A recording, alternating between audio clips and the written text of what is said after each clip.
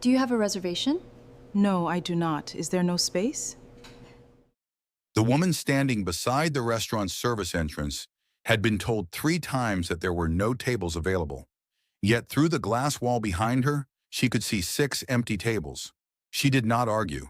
She simply looked at the hostess, then at the expensive Korean couple being led past her toward the best table in the room. "Reservation?" the woman asked quietly. The hostess smiled at the couple. Then she looked back at the woman in the faded brown coat. "Those tables are for customers who have made arrangements." The woman nodded slowly.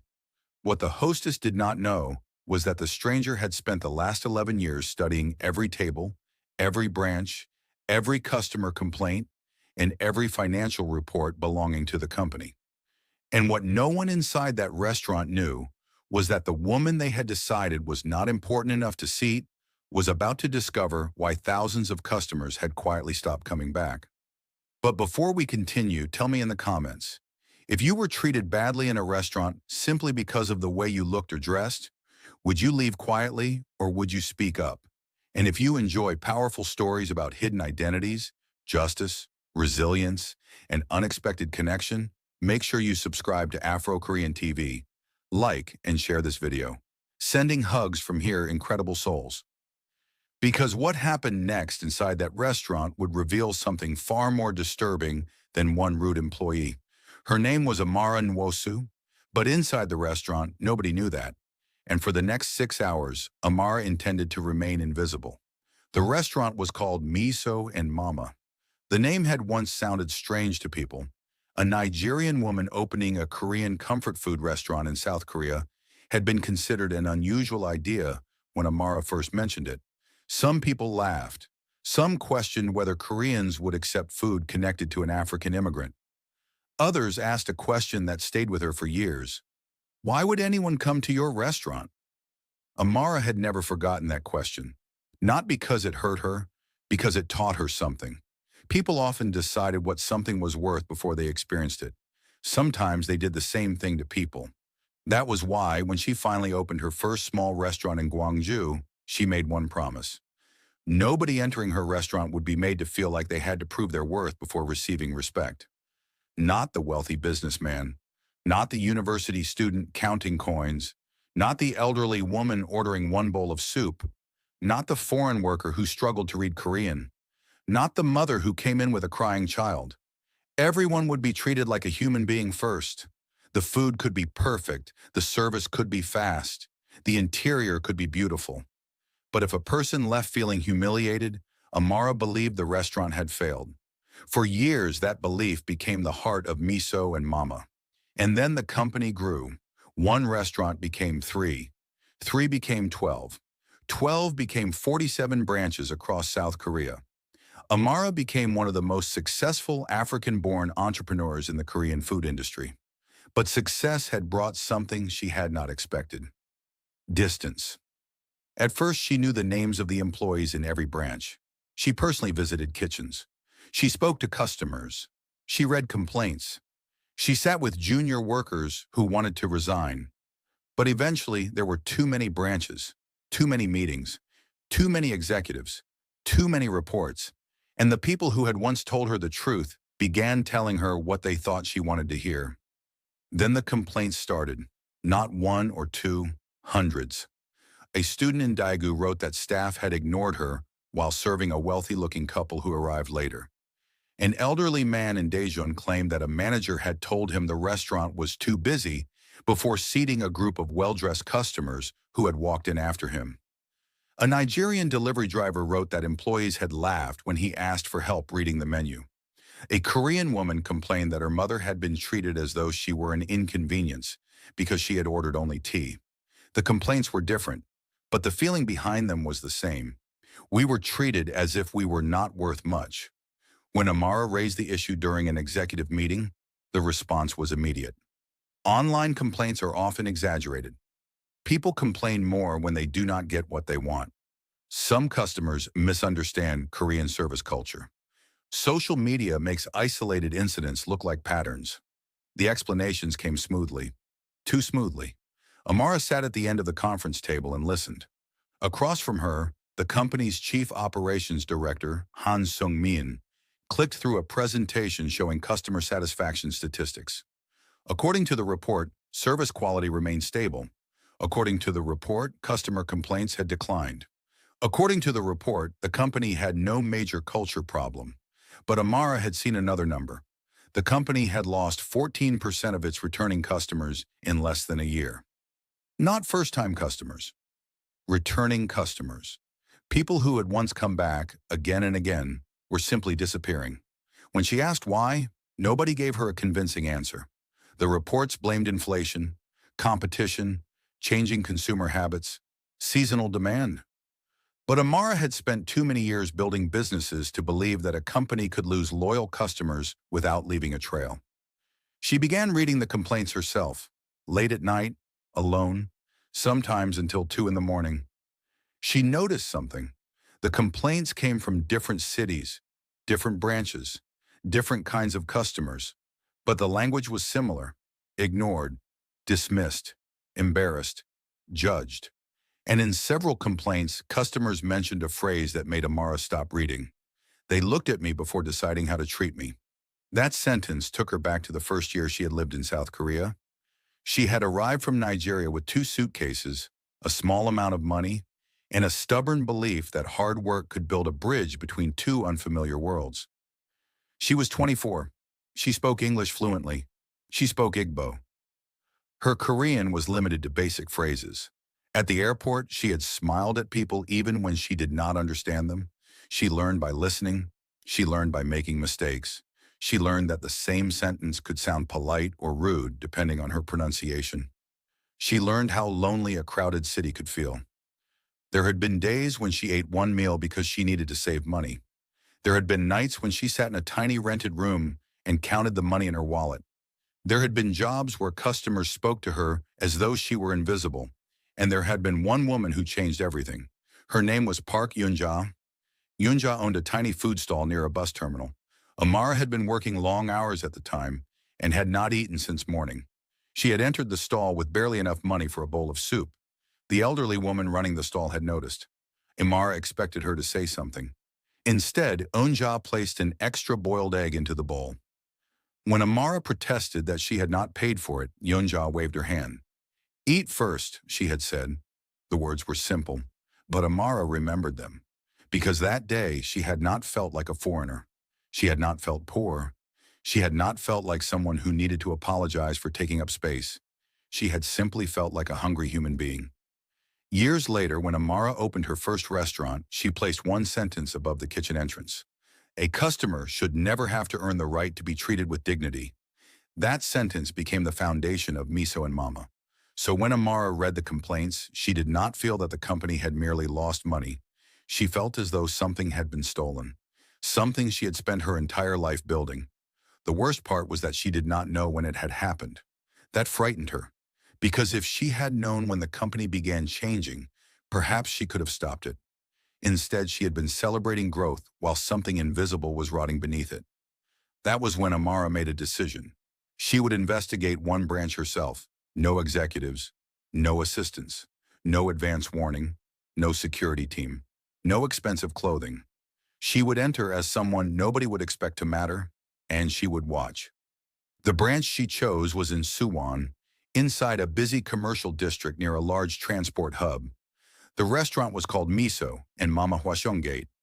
It had once been one of the company's strongest locations. Now it was one of the worst performing. The branch manager was Kang Tae-wook. Tae-wook had worked for the company for 9 years. He had been promoted quickly. His sales numbers were strong. His reports were always clean. His employees rarely complained publicly. On paper, he was exactly the kind of manager companies liked.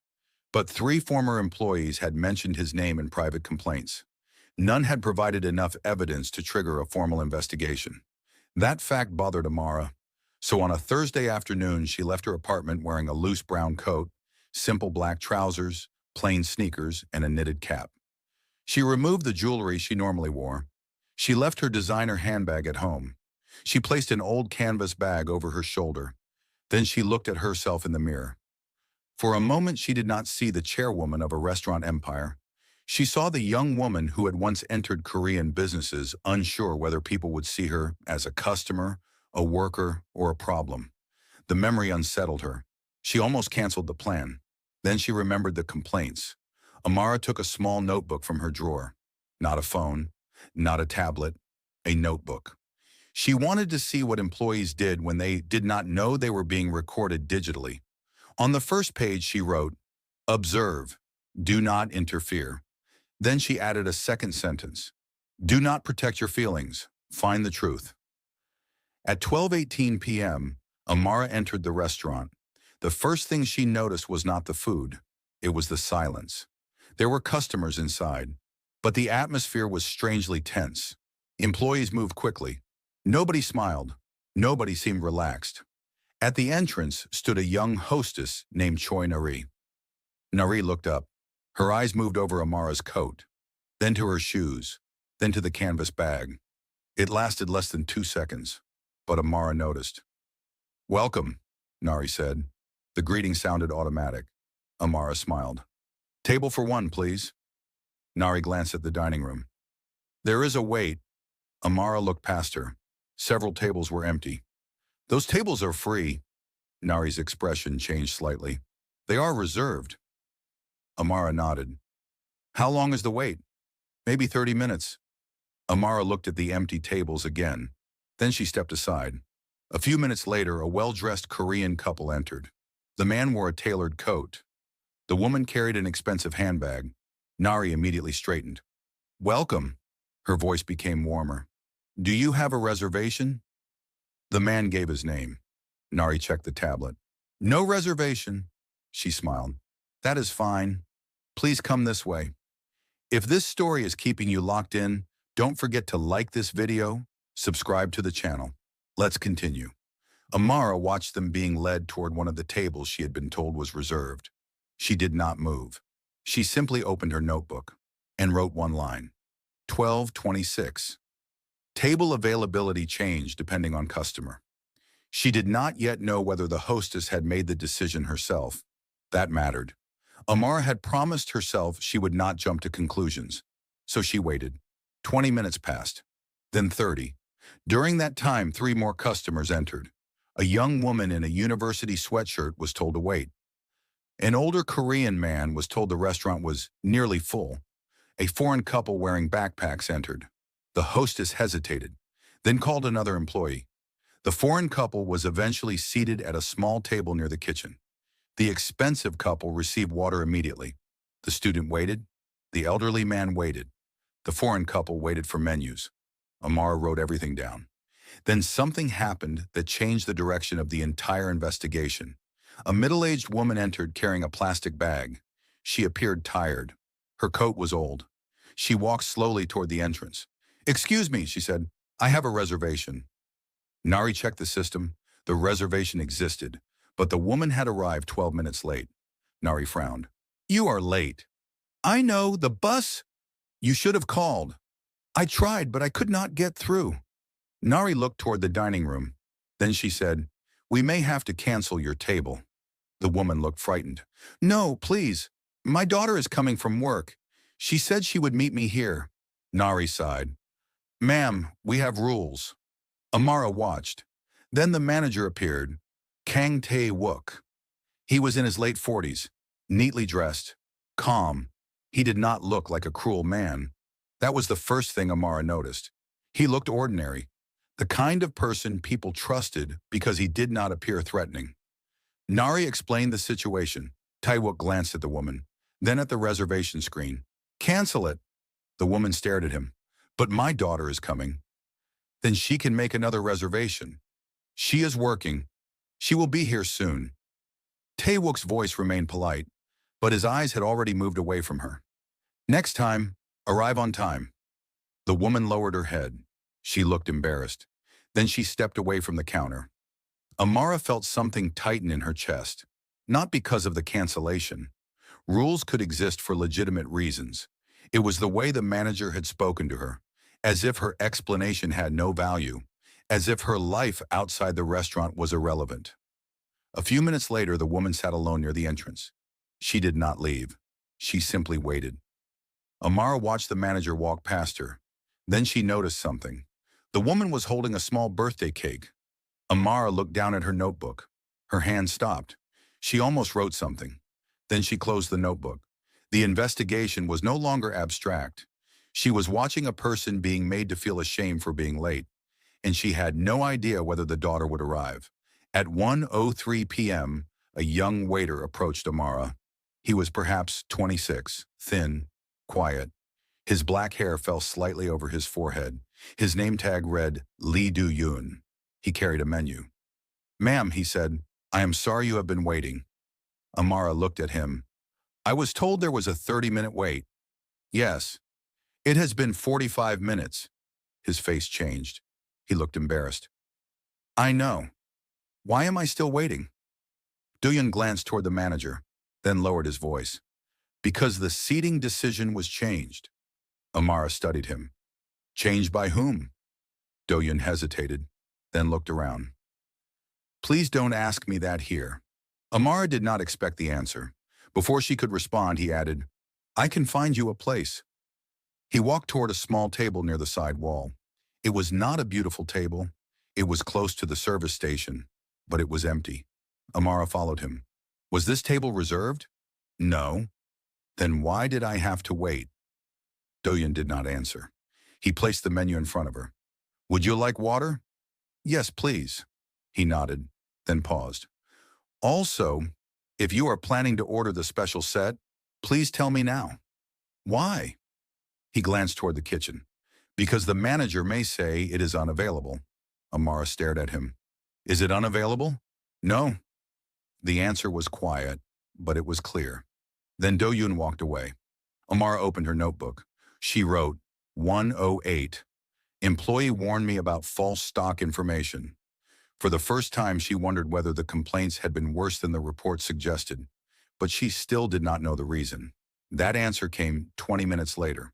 Amara ordered the restaurant's most expensive seasonal dish. The waiter who took her order was not Do-yoon. His name was Park Min-gyu. He barely looked at her. "The seasonal set is unavailable." Amara looked toward the dining room. The expensive couple had just been served the same dish. She pointed. "That dish?" Min-gyu did not turn. "Different reservation." "What does that mean?" "It means you cannot order it." Amara remained calm. "Is the dish available or not?" Min-gyu finally looked at her. His expression hardened. "Are you planning to order something else?" "Yes." "Then order something else." He walked away. Amara felt the old wound inside her open. She knew that tone. She had heard it years ago. The tone people used when they had already decided you were inconvenient. She looked at the couple's table. The same dish sat steaming in front of them. Then she looked at the kitchen. A tray containing the same dish moved past her. It was not out of stock. The lie was deliberate. But why? She did not know. Not yet. The food arrived 40 minutes later. By then, Amara had watched Do-yoon help an elderly customer read the menu. He did not rush her. He translated several ingredients. When another employee complained that the woman was taking too long, Do-yoon ignored him. He also helped the foreign couple at the corner table. They were tourists from Vietnam. They struggled to explain that one of them had a food allergy. Do-yoon used his phone to translate the message, then went to the kitchen himself. When he returned, he told them which dishes were safe. No manager was watching, no senior executive was present, no customer with expensive clothing was sitting nearby. Do-yoon simply helped them. That was when Amara began to understand why his kindness felt different. He was not performing, he was choosing, but his own meal service was not kind. Her soup arrived cold. One side dish was missing. The server placed the bowl down carelessly, spilling part of the broth onto the table. "Sorry," the employee muttered. He did not clean it. Amara waited, a few seconds, then a minute. Finally, she took a napkin herself.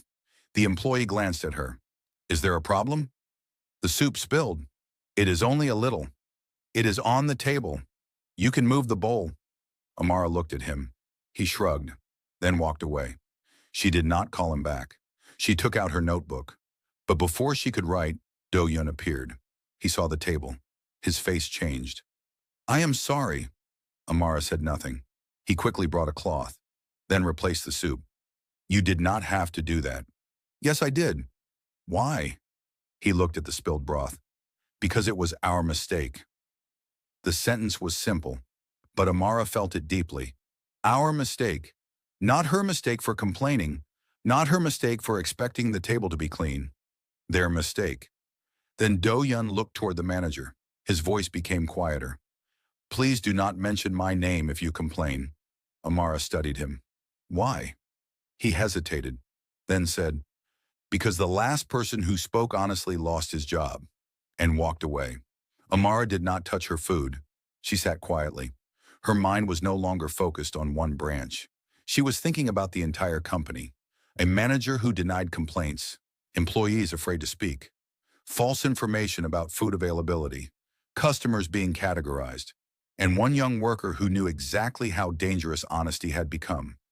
She wondered what had happened to the employee who had lost his job. Then she noticed something. Near the service station was a small black folder. It was partially open. A sheet of paper had fallen out.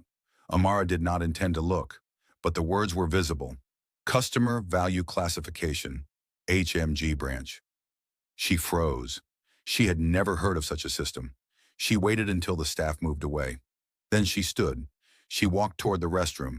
As she passed the service station, she glanced down. The folder contained a printed chart, not names, categories. Tier A, corporate, high-income, foreign business clients.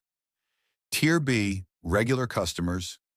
Tier C, students, elderly, low-spending guests. Tier D, high complaint risk. Amara stopped breathing for a moment. Under the chart were instructions. Prioritize seating according to projected revenue. Avoid extended service interaction with low-value customers during peak periods. Escalate complaints only if social media exposure is likely. Amara's fingers tightened. The document did not carry her signature. It did not carry the company logo, but it had been created using an internal branch template. She knew because she had designed that template years ago. Someone had taken the company's reporting system and turned it into a ranking system for human beings. Amara returned to her table. She sat down. For several minutes, she did nothing. She could hear the restaurant around her. Plates, chairs, quiet conversations, laughter from the expensive couple, a child asking his mother for water, the elderly woman still waiting near the entrance, and somewhere behind the kitchen door, employees moving through a system that had reduced customers to predicted revenue. That was when Amara understood. The problem was not bad service. The problem was that someone had built a philosophy, and the philosophy was spreading. At 2:11 p.m., the woman with the birthday cake finally received a phone call. Amara watched her face brighten. Yes, the woman said. Then her expression changed. She listened. Her daughter was still at work. Something had happened. The woman looked toward the cake, then lowered her voice. No, it is okay. You don't have to come. She listened again. No, really, I understand. When the call ended, she sat there alone. Amara looked at her, then walked over. Excuse me. The woman looked up. Yes? Is it your birthday? The woman smiled sadly. My daughter's birthday. Then why are you alone? She is working. The woman touched the cake box. She promised she would come after her shift. Amara did not know what to say. The woman laughed softly. I suppose she is busy. Amara looked toward the manager. He was standing near the register. He had seen the woman. He had heard the phone call. He did nothing. Amara returned to her table. A few minutes later, Do-Yun came out, carrying a small plate. On it was a dessert. The woman looked surprised. I did not order this. Do-Yun smiled. It is from us. The woman immediately shook her head. No, I cannot accept it. It is not a problem. Did the manager approve? Do-Yun's smile disappeared for half a second, then returned. Yes, it was a lie. Amara knew it. The manager had not approved it. Do-Yun had probably paid for it himself. The woman accepted the dessert, then began to cry. Not loudly, just a few tears. Do-Yun stood awkwardly beside her. I am sorry, he said. She wiped her eyes. No, it is okay. He nodded, then returned to work. Amara watched him. She knew that kind of kindness, the kind that cost something. That was when she noticed the small plastic card clipped to Do-yoon's apron. A bank notice. Perhaps a payment reminder. Perhaps something else. She could not read it clearly, but she saw the tension in his face whenever he checked it. This young man was not kind because life was easy. He was kind while carrying something heavy, and yet he still found room to notice another person's sadness. Amara lowered her eyes.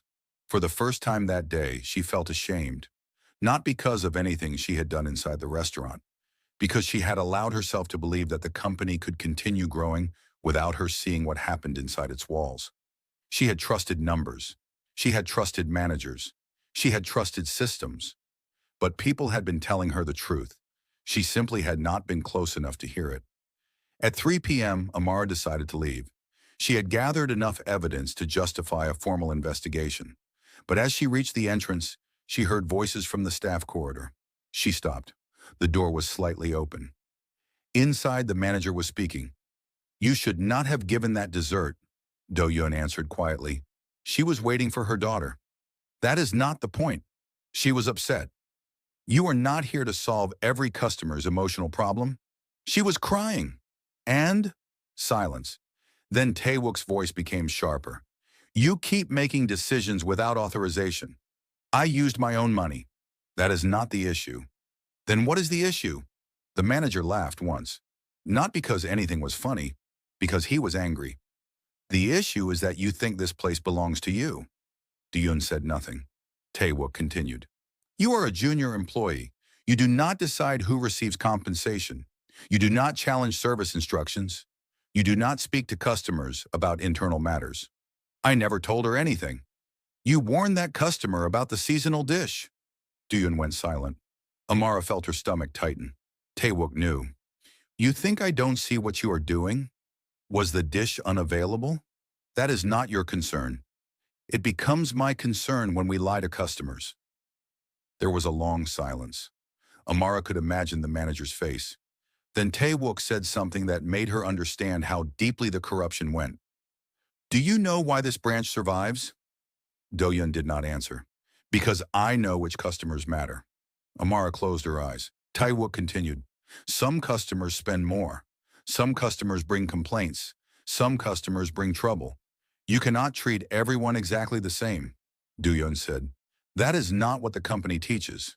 The manager's voice dropped. "The company teaches whatever keeps the branch alive." Amara stood outside the door. She had heard enough. But then Tae-wook said, "And if you want to keep your job, you will stop acting like a hero." The door opened. Amara stepped back. Do-yoon came out first. He saw her. For a second they stared at each other. Had he realized she had heard? His face changed. Then the manager appeared behind him. Tae-wook looked at Amara. His eyes moved over her clothes, then her bag, then her face. The same calculation, the same invisible ranking. "Are you leaving?" he asked. Amara nodded. "Yes." "Was there a problem?" She looked at him. For 1 second she almost told him. Almost. Then she remembered her own instruction. Observe. Do not interfere. "No," she said. The manager smiled. "Good." Amara walked toward the door. Behind her she heard Do-yoon say, "Sir?" Tae-wook answered, "What?" "Your meeting is starting." The manager's voice became calm again. "Then get back to work." Amara stepped outside. She walked several meters, then stopped. She looked at the restaurant through the glass. Customers were eating. Employees were moving. The manager was returning to the dining room. Everything looked normal. That was the terrifying part. The system did not look broken. It looked efficient. Amara returned to her apartment after sunset.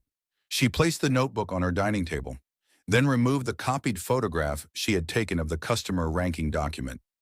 She had not stolen the original. She had photographed it discreetly. Now she looked at the image. The categories were clear. She zoomed in. At the bottom of the document was a line that had not been visible earlier.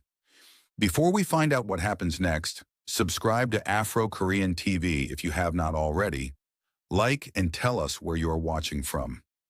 Because the next time Amara entered that restaurant, the people who had judged her by her coat, her bag, and her appearance were about to discover who had been sitting quietly in front of them all along. And this time, she would not be coming back as a customer. Monthly branch evaluation will reflect successful management of low-value customer traffic. Amara stared at the sentence. Then she noticed the document's approval code. It was not a branch code. It belonged to the regional operations office. Her heart sank. Tae Wook had not created the system alone. Someone above him knew. Perhaps someone had encouraged it. Perhaps the branch manager had been rewarded for it. Amara opened the company's internal dashboard. She searched for the approval code. The result appeared. A report 6 months old. The document had been classified under a project called Customer Efficiency Initiative. Amara read the report. The initiative claimed to improve service efficiency by identifying customers who generated low commercial return relative to operational demand. The language was polished, corporate, professional, but underneath it was the same idea. Some people were worth more time than others. Amara continued reading. Then she found something that made her sit back. The project had been approved by Han Seung-min, the chief operations director who had told her complaints were exaggerated. Amara leaned back in her chair. For the first time, she felt something more dangerous than anger. Betrayal. Seung-min had been with the company for 6 years. She had trusted him. He had helped expand the business. He had always spoken about efficiency, about scaling, about protecting margins. Amara had believed he was simply ambitious. Now she wondered whether he had quietly changed the company while she was busy building its future. She picked up her phone. She almost called him, then stopped. If he was involved, a warning would destroy the investigation.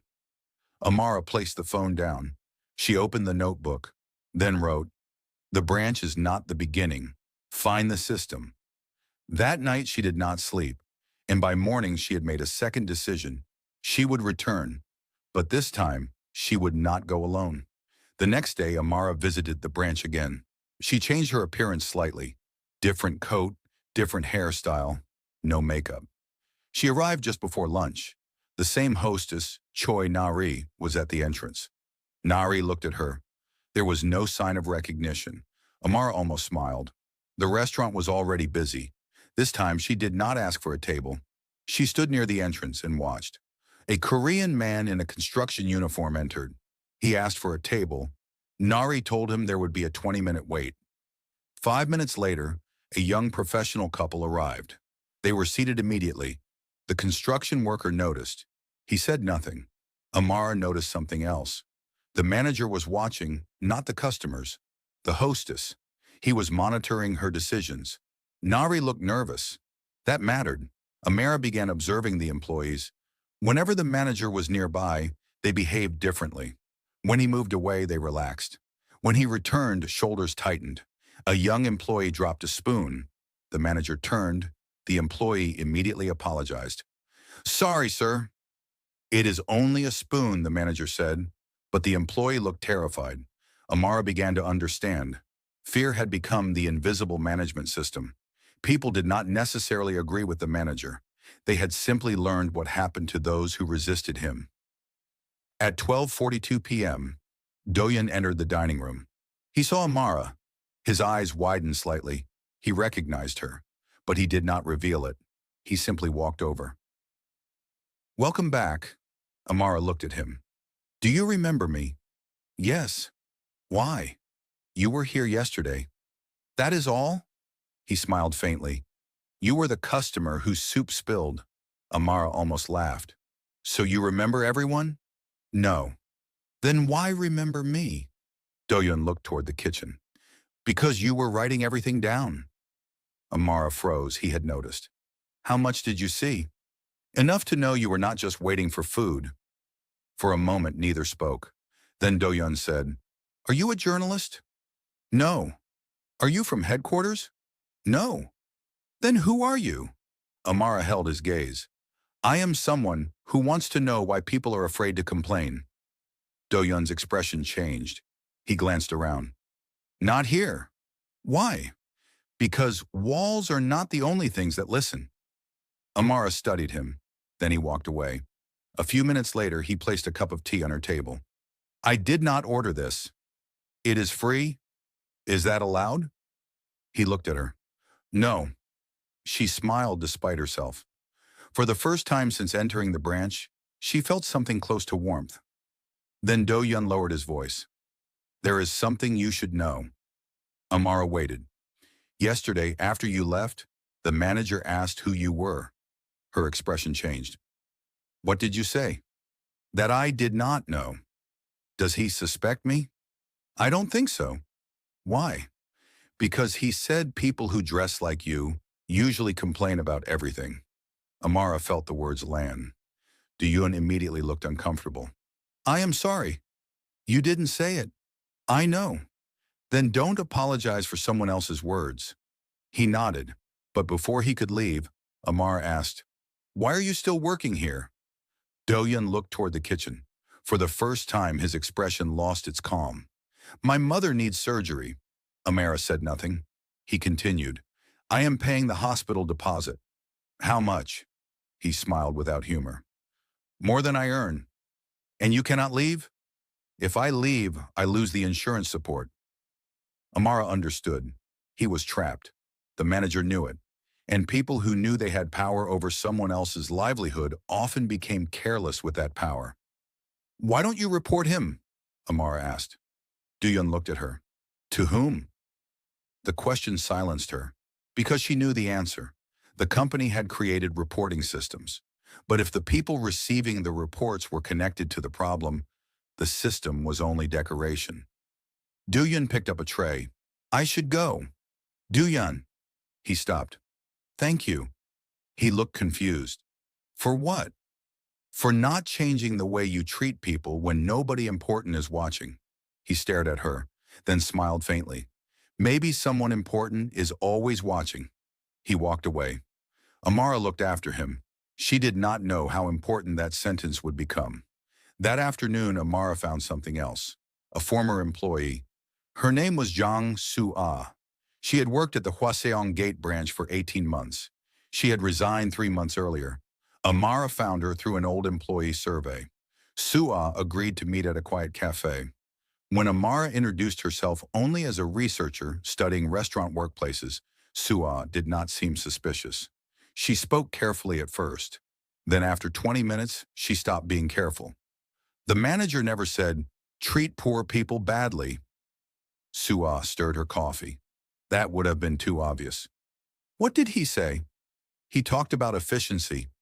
And what did that mean? Soo-ah looked down. It meant some customers were allowed to wait longer. Why? Because they were considered less valuable. Who decided that? Everyone knew. Everyone. Soo-ah gave a tired smile. That's the problem. Nobody had to say it directly after a while. She explained. Employees learned which customers received immediate attention, which complaints were ignored, which customers were given discounts, which customers were told that certain menu items were unavailable, and which customers were encouraged to leave. Why didn't you report it? I did. To whom? Regional office. And? They asked whether I had proof. Did you? Soo-ah took a breath. I had messages. What happened? They said the messages were taken out of context. Amara felt a coldness spreading through her. What messages? Soo-ah opened her phone. She showed Amara screenshots. One message from the branch manager read, Do not waste premium seating on low-spend groups during peak hours. Another said, If a customer appears likely to create trouble, let the senior staff handle them. Another, avoid unnecessary explanations. Some people become more demanding when they think they are entitled to equal treatment. Amara read the messages, then looked up. Did headquarters see these? Yes. And they did nothing? Soo-ah laughed bitterly. They asked me to delete them because the company was preparing for an expansion announcement. Amara stared at her. Why did you leave? Soo-ah looked out the window. Because one day an old man came in? She paused. He had a hearing problem. He kept asking the waiter to repeat the menu. What happened? The waiter became frustrated. And the manager? He told us to serve the people who were easier. Soo-ah swallowed. The old man eventually left without eating. Amara said nothing. I went outside to apologize to him. What did he say? Sua's eyes became wet. He said he was used to people becoming impatient when they realized he was difficult. Amara felt something inside her break. Not loudly, quietly, because she knew that sentence. People who had been disappointed too many times often stopped expecting better. Sua wiped her eyes. I went back inside and told the manager I was going to report him. What did he do? He smiled. Why? Because he knew exactly who I would be reporting to. Amara looked at the screenshots again, then asked, Did you ever meet the operations director? Sua nodded. Han Sung-min? Yes. What did he say? Sua's answer came quietly. He said the company was growing up. Amara looked at her. What does that mean? He said when a business becomes large, you cannot run it based on emotion. Amara sat back. There it was. The philosophy. The quiet transformation. The company had not suddenly become cruel. It had slowly convinced itself that compassion was inefficient, and Amara had been absent long enough for someone else to define what her company believed. That evening, Amara returned to the branch for the third time. This time, she did not enter as a customer. She stood across the street. She watched employees leave. Some left in groups, some alone. Do-yeon came out last. He was carrying a small bag. Amara waited until he had walked several meters, then followed. Not because she distrusted him, because she wanted to know what happened to employees after the restaurant closed. Do-yeon stopped at a convenience store. He checked his phone, then counted money from his wallet. He stood in front of the food section for a long time. Finally, he bought a cheap meal. He sat outside. Amara watched from a distance. Then a woman called him. He answered immediately. Yes, Mom. His voice changed. It became gentle. She spoke for a while. He listened, then said, No, don't worry. Another pause. I will bring the money. He looked at the small meal in his hand. Yes, I promise. When the call ended, he sat quietly. Amara wanted to walk over. She did not. She knew that kindness could become humiliating if it was offered in a way that made the receiver feel watched.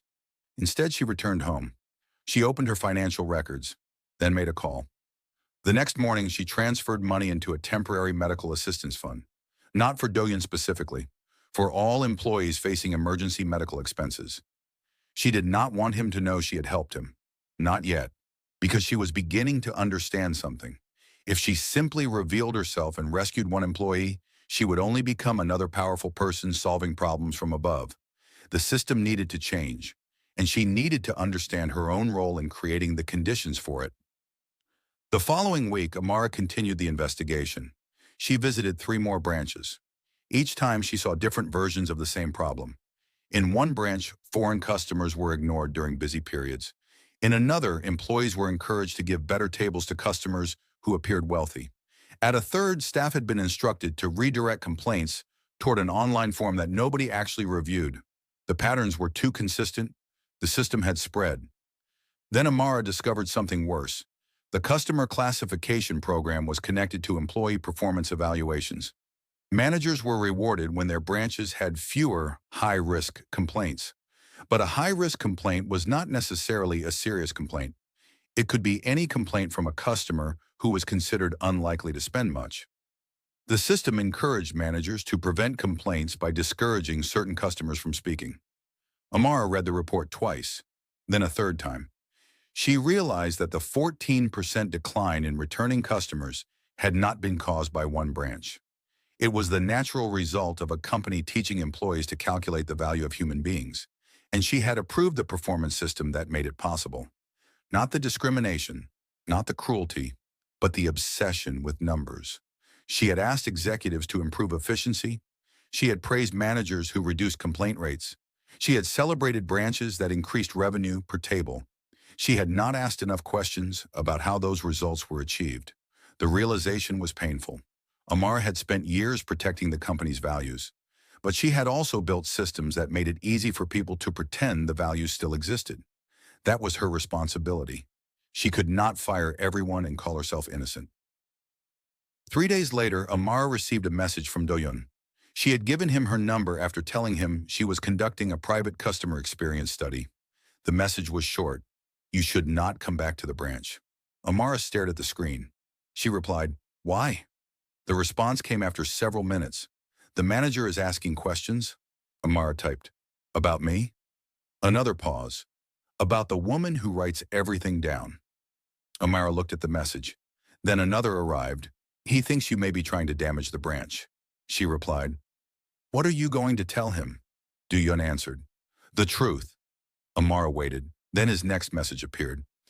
I don't know who you are. She smiled slightly. That was true, he did not know. Then another message came. But I know the branch is not what it should be. Amara read the sentence. Then her phone rang.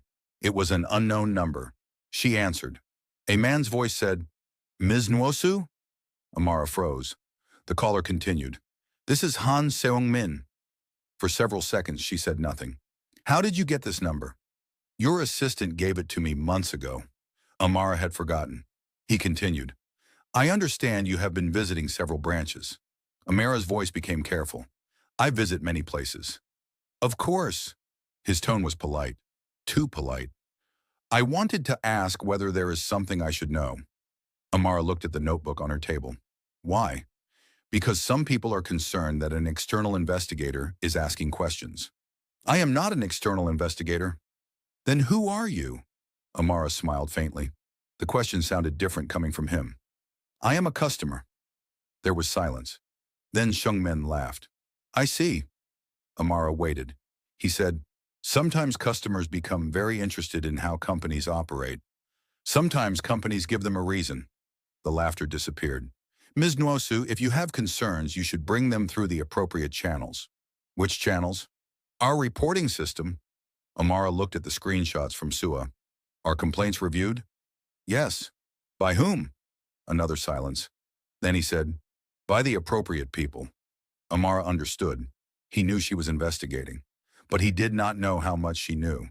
And she did not know how much he had already discovered. The call ended politely, but Amara remained seated for several minutes. Then she opened her notebook. She wrote, Seung-min knows someone is looking.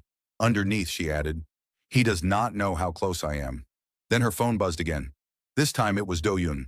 The manager found out I warned you. Amara stood. She called him immediately. He did not answer. She called again. Nothing. Then she received one final message. I may be suspended tomorrow. Amara looked at the screen. Her investigation had been about observing, but now someone who had helped her was about to pay the price. And for the first time, she had to choose between remaining undercover and protecting the person who had shown her what her company used to be. She did not sleep that night. At 5:30 the next morning, she made her decision. She would return to Miso and Mama Hwashong Gate, but this time she would not enter as an ordinary customer. She would enter as the woman who had built the place, and before the day ended, everyone inside that restaurant would learn exactly who they had been speaking to. But Amara did not yet know that the most painful part of the confrontation would not be seeing Kang Tae-wook's face. It would be discovering who had given him permission to become that man. At 10:07 a.m., the branch was preparing for the lunch rush. Kang Tae-wook stood in the office reviewing employee schedules. Do-yoon was not on the floor. His name had been removed from the day's service roster. The manager had told staff that the young waiter was under investigation for unauthorized customer communication. No one knew what that meant. Everyone understood what it meant. Do-yoon was being punished. Nari stood at the entrance, staring at the schedule. She had worked there for 3 years. She knew the manager was wrong, but she also knew what happened to employees who challenged him. She said nothing. That silence would later trouble her, because when Amara finally asked who had known what was happening, Nari would have to answer. At 10:30, a black company vehicle stopped outside. No flashing lights, no dramatic convoy, just one vehicle. A woman stepped out. She wore a dark navy suit. Her hair was tied neatly. She carried no handbag. The branch employees barely looked at her. Then she opened the door and walked inside. Nari looked up.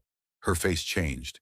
She recognized the woman, not from the restaurant, from the company's annual leadership video, from billboards, from the framed photograph in the headquarters lobby, from the photograph that hung in every branch. Nari's mouth opened. No sound came out. Amara looked at her. Good morning. Nari stood frozen, then whispered, Chairwoman. The woman they had treated as insignificant was the woman whose name appeared on their contracts. The customer they had judged by her appearance was the person who had built the entire company, and the manager who had spent months telling employees that some customers mattered more than others was now standing directly in front of the person who had created the values he had betrayed. If you are still watching, comment dignity below. Because this story was never only about a restaurant. It was about what happens when people forget that every human being deserves to be treated with respect. The word traveled. One employee turned, then another. The manager stepped out of his office. He saw Amara. His face emptied. For a moment, nobody moved. Amara looked around the restaurant. The same tables, the same entrance, the same service station, the same place where she had waited 45 minutes while employees decided whether she looked valuable enough to seat. Now everyone knew. The woman they had dismissed was the person whose name appeared on their contracts. Kang Tae-wook stared at her, then slowly bowed. Chairwoman Nwosu. Amara did not return the bow immediately. Manager Kang. His face had gone pale. I was not informed that you were visiting. That was intentional. The employee stood in silence. Nari looked down. Mingyu was frozen near the kitchen. And somewhere in the back, Doyun had heard the commotion. He appeared in the doorway. He looked at Amara, then at the manager. His eyes widened. You! Amara looked at him. Yes. He seemed unable to speak. The manager recovered first. Chairwoman, if you had informed us, I would have been treated differently. The sentence stopped him. Nobody spoke. Amara walked toward the center of the restaurant. She did not raise her voice. She did not need to. I came here 3 times as a customer. Tae-wook swallowed. I did not know. That was the point. Amara looked at the empty tables. On my first visit, I was told there were no tables available. Tae-wook immediately turned toward Nari. Why was she told that? Amara raised a hand. Do not ask her as though she made the decision alone. Nari looked up. Amara continued. I watched another couple arrive without a reservation and receive a table immediately. Tae-wook said, there may have been a misunderstanding. Amara looked at him. Perhaps. Then she opened her notebook. But there were several misunderstandings. She began reading, not dramatically, precisely. A student made to wait while later customers were seated. An elderly woman whose reservation was canceled after arriving late, despite empty tables remaining. A foreign couple left without assistance despite struggling to explain a food allergy. A seasonal dish declared unavailable while being served to another table. A spilled meal left for a customer to clean herself. An employee warned not to speak honestly. Tae-wook's expression changed with every incident. By the time she finished, the restaurant had become completely silent. Then he said, Chairwoman, I believe there are explanations. I am sure there are. We have procedures. I know. Some customers misunderstand. I know. Some complaints are exaggerated. I know. Amara closed the notebook. That is why I came to see for myself. Tae-wook's face tightened. Then unexpectedly, he looked angry. Not afraid. Angry. Then why did you disguise yourself? The question hung in the room. Amara looked at him. Because when people know who I am, they behave differently. He laughed once. You think we would have treated you badly if we knew? No. Then you admit the investigation was unfair. Amara studied him. No. Chairwoman, I admit that authority changes behavior. She stepped closer. And that is exactly why I came without it. The manager had no answer. Then Amara turned toward the employees. Who here knew about the customer classification system? Nobody moved. Tae-wook said, there is no such system. Amara looked at him, then reached into her folder. She placed a printed copy of the document on the nearest table. The room changed. Nari stared at it. Mingyu looked away. Tae-wook did not move. Amara said, would you like to explain this? The manager's face had lost its color. That document is not official.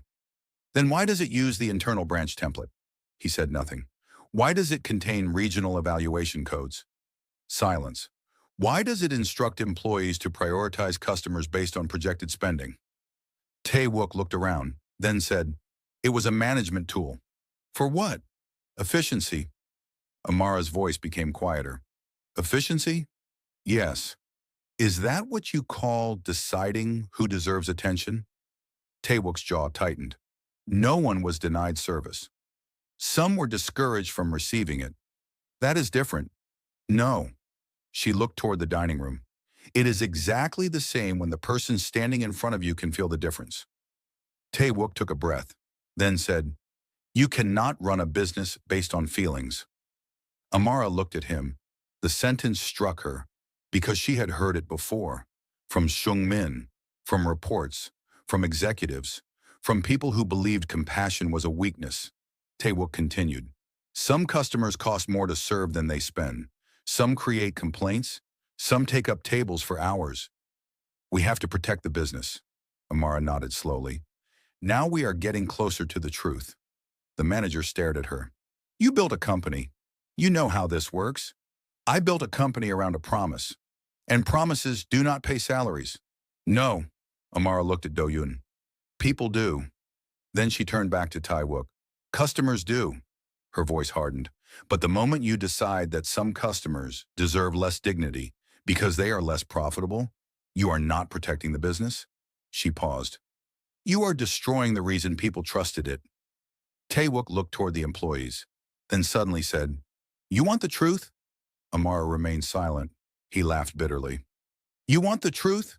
The company rewarded us for this." Nobody moved. Tae-wook pointed toward the document. "The regional office wanted higher revenue per table, fewer complaints, faster turnover, better customer ratings. Every month we were compared against branches that already had wealthier customers." His eyes were now fixed on Amara. "You think I invented this?" Amara did not answer. "You think I woke up one morning and decided to become cruel?" His voice cracked slightly. "I was told to improve performance." "By whom?" He hesitated, then said, "Operations." Amara knew the answer before he spoke it. "Han Sung-min?" Tae-wook looked away. That was enough. A silence fell. Then Amara felt something she had not expected.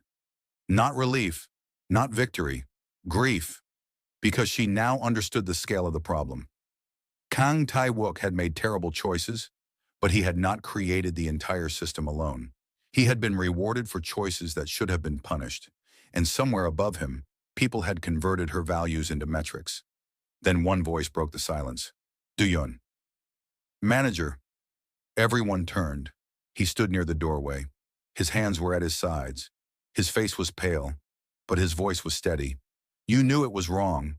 Tae-wook stared at him. "Do not start. You knew." Do-yeon. "You knew." The manager's face hardened. "You are suspended." Amara turned. "On what grounds?" Tae-wook said nothing. Do-yeon looked at Amara, then back at the manager. "You told us to lie." Tae-wook's eyes flashed. "Be careful. You told us to give better tables to people who looked wealthy. Enough. You told us not to waste time explaining things to customers who were not going to spend enough." The restaurant had become completely still. Do-yeon's hands began to tremble, but he continued. "And when Sua complained, you told us she was trying to destroy the branch." Tae-wook took one step toward him. "Stop." Do-yeon's voice became quieter. She was right. The manager looked as if he had been struck. Then Amara saw something in Do-yeon's face. Fear. He was terrified, but he had chosen to speak anyway. Amara understood the cost of that moment. The young man who had been afraid of losing his job was now risking everything. And she realized something else. Her identity had given him courage. But the courage itself belonged to him. She had not created it. She had simply created a room where it could finally be heard. Then the restaurant doors opened. Han Sung-min entered. He had arrived without warning. He looked at Amara, then at the employees, then at the document on the table. His expression was calm, too calm. "Chairwoman." Amara looked at him. "Director Han." Tae-wook stepped toward him. "Sir." Sung-min raised a hand. "Not here." Amara watched him. "You knew." Sung-min's eyes remained steady. "I knew about the efficiency initiative. You knew about the classification system." It was not a classification system. What was it? A customer prioritization framework. Amara almost smiled. There it was. The language of people who believe changing the name changed the act. You approved it. It was designed to improve service efficiency. For whom? Sung-min looked at the employees. For the business. Amara stepped closer. And the customers? They benefit from a more efficient operation. Even when they are told a dish is unavailable because they do not look profitable? Seungmin's face changed. That was not authorized. Neither was the classification system. He said nothing. Amara reached into her folder again. This time she removed a second document, a report. This was your approval code. Seungmin looked at it. His expression finally changed. Amara continued. You approved the pilot program 6 months ago. It was a temporary trial. Then why was it expanded? We were evaluating results. Why were complaints categorized as operational risk?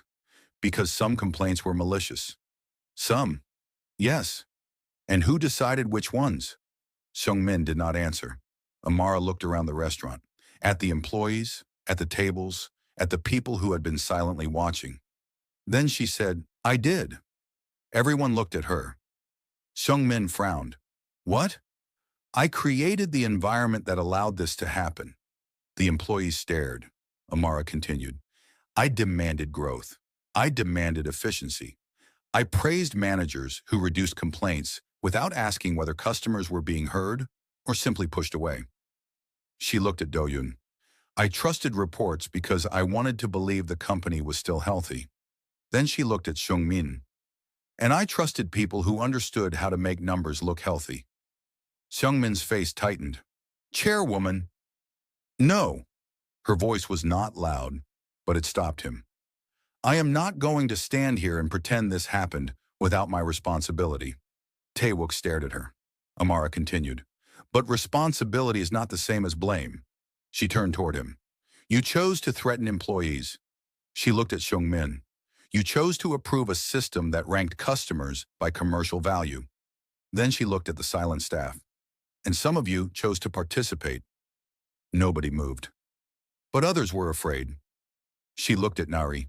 The hostess lowered her eyes. Amara asked, How many times did you disagree with the manager? Nari's lips trembled. I don't know. Try. Nari looked around, then said, Many. Why didn't you report him? Nari began to cry. Because Suah reported him. The room went silent, and she was gone a month later. Taewook said, She resigned. Nari turned toward him. You told her she would never work in the industry again. Taewook's face changed. That is not what I said. You said if she wanted to be difficult, she could find another place to work. That's different. Nari laughed through her tears. No, it isn't. For the first time, the employees began speaking. Not loudly, not all at once. But the silence was breaking.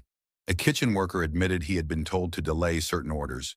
Another said employees were instructed to avoid offering compensation to customers who appeared unlikely to return.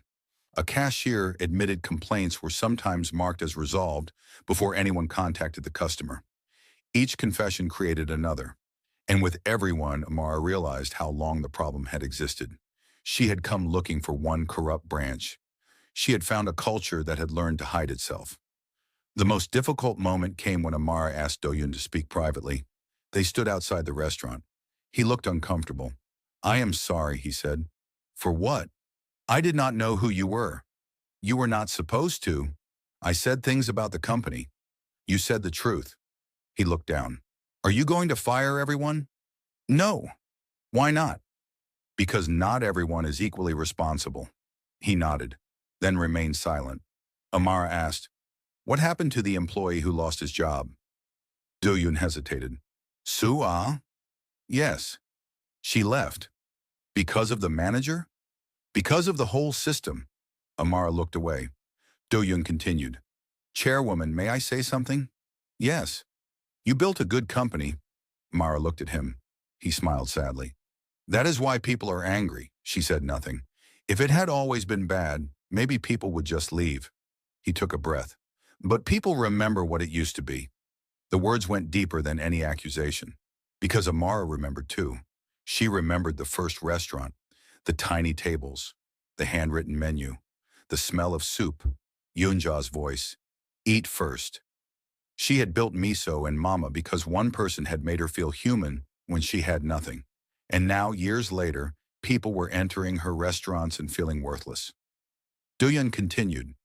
You asked why I still treat people well. Yes. My mother used to work in a restaurant. Amara waited. She was a cleaner. He smiled faintly. Sometimes customers were rude to her because they thought she was invisible. Amara's chest tightened. One day, I asked her why she kept being kind to people who treated her badly. What did she say? Do-Yun looked at her. She said, if someone makes you feel small, don't help them make you smaller. Amara looked away. For several seconds, neither spoke. Then she asked, Do-Yun, if you had known who I was yesterday, would you have treated me differently? He thought about it. Yes. Amara looked at him. Why? Because I would have been more nervous. She smiled. That's honest. He smiled too. But I hope I would still have helped you. Amara looked back at the restaurant. Why? Because you needed help. The answer was simple, and that was why she trusted it. The investigation lasted 4 months. Amara did not announce dramatic changes immediately. She did not publish a statement promising that everything would be fixed. She knew promises were easy. Evidence was harder. An independent review team examined branch records. Former employees were invited to speak privately. Customers whose complaints had been dismissed were contacted. The customer classification program was suspended, then dismantled. The performance system was redesigned. No branch could be rewarded simply for reducing complaints. Instead, the company began measuring how complaints were handled. Were customers contacted? Were employees heard? Were patterns identified? Were managers held accountable? The company created an anonymous employee reporting system managed outside the regional operations chain. But Amara knew systems alone were not enough, so she introduced something more uncomfortable. Every senior executive had to spend time working anonymously in a branch, not as an inspection, as a worker. They had to experience the pressure of the service floor. They had to listen to customers. They had to clean tables. They had to work under managers. They had to understand what the reports never showed. Some executives hated it. That was precisely why Amara kept it. She also created a customer dignity policy, not a slogan, a practical standard. No customer could be ranked according to appearance, ethnicity, clothing, or presumed wealth. Any employee who violated the policy would face investigation. But Amara also recognized something. A policy could not force someone to become kind. It could only make cruelty harder to hide. So she focused on culture. Employees who demonstrated patience, honesty, and care were recognized. Not only the employees who sold the most, not only the managers who produced the highest revenue. Character became part of leadership evaluation, and then came the decision everyone had been waiting for. What would happen to Kang Tae-wook? Amara did not fire him immediately. Instead, the investigation examined his actions. He had manipulated service. He had threatened employees. He had participated in the customer ranking system. He had lied about complaints. But the investigation also showed that he had been pressured by regional leadership. That did not excuse him. It explained him. An explanation was not forgiveness. Tae-wook was removed from management. He was suspended pending formal disciplinary review. He later admitted that he had become obsessed with keeping his branch at the top of the regional rankings. He had believed that if his numbers were good enough, nobody would question his methods. In the end, the numbers had protected him, until they didn't. Han Sung-min resigned before the investigation concluded. The company accepted his resignation but continued its internal review. Amara did not allow him to become a convenient villain who carried every problem away. The system had been bigger than one man, and she knew that if she blamed only him, the culture could return under someone else. As for Do-Yun, Amara did not immediately promote him.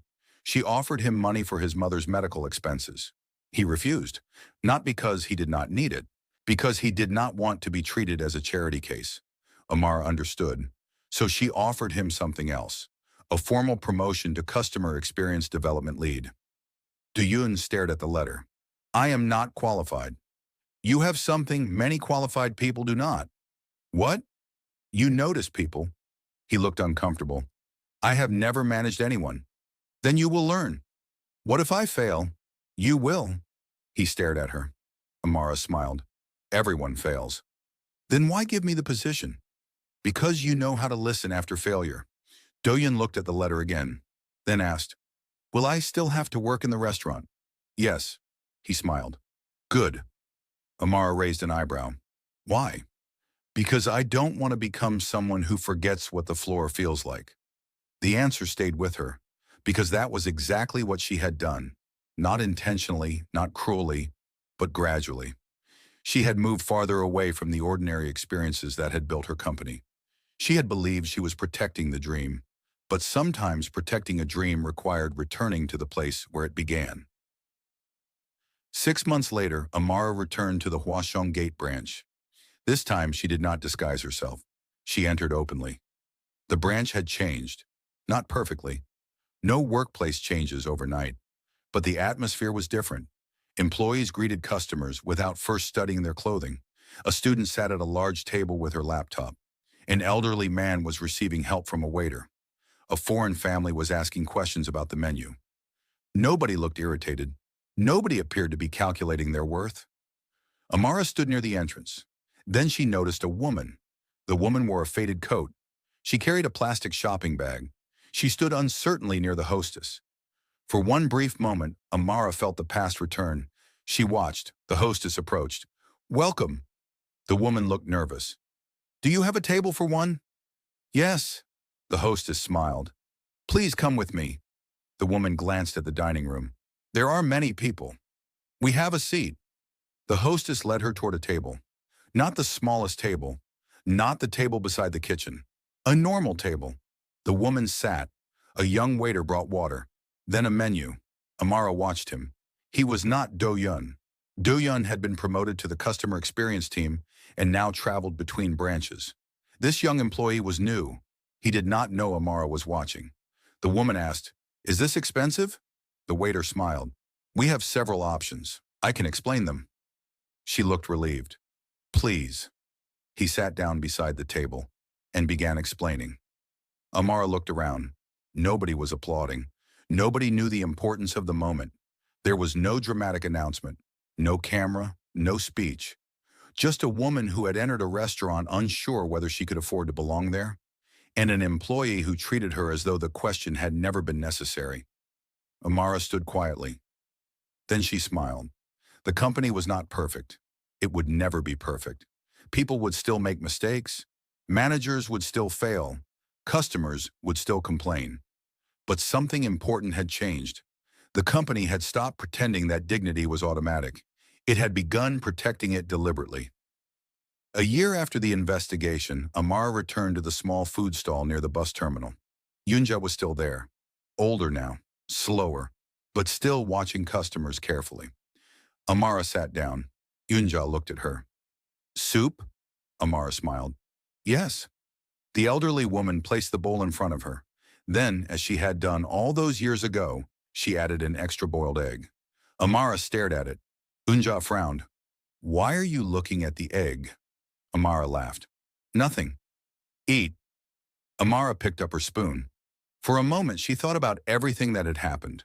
The restaurants, the reports, the employees, the customers, the manager, the system she had allowed to grow. The young waiter who had reminded her that kindness could survive even inside a broken workplace. Then Yunja sat across from her. "You look tired." Amara smiled. "I am. Too much work." "Yes." Yunja nodded as if she already knew the answer.